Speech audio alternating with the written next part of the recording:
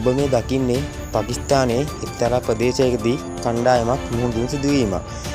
මොවුන් 18 දෙනෙකුන් කණ්ඩායමක් විනෝදචාරිකාවක් පැමිණ ඔවුන් ලැබුම්ගත් හෝටලයේ උදෑසන ආහාර වේල සූදානම් කර තිබුණේ ගඟ මැද.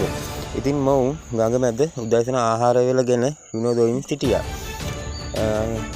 නොසිතූ ලෙස ඉහළ ජලපෝතක ප්‍රදේශයට පැමිණි ඉතා අධික වර්ෂාව නිසා ගඟ චණ්ඩ මාර්ගයක් ලෙස සැඩවෙමින් තිබුණා.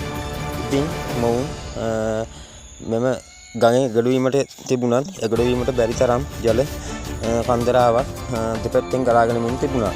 මොවුන් බේරා ගැනීමට කිසිවෙකු ඉදිරිපත් වූයේ නැහැ. එම නිසා මොවුන්ට පැය 3ක පමණ අධික කාලයක් ගඟ මැද සිර වී සිටින්නට සිදු වුණා. නමුත් මොවුන් බේරා ගැනීමට සමහරුන් යාඥා කරා.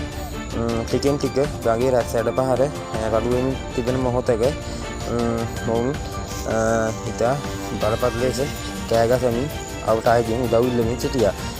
නමුත් දැඩි හිත ශක්තිමත් තරුණයෙක් මොවුන් බේරා ගැනීමට කටයුතු කළත් මොවුන් ඔහු ළඟා වන විට 18 දෙනෙකුන් යුත් කණ්ඩායමේ 15 දෙනෙකුම ගඟේ යමින් තිබුණා.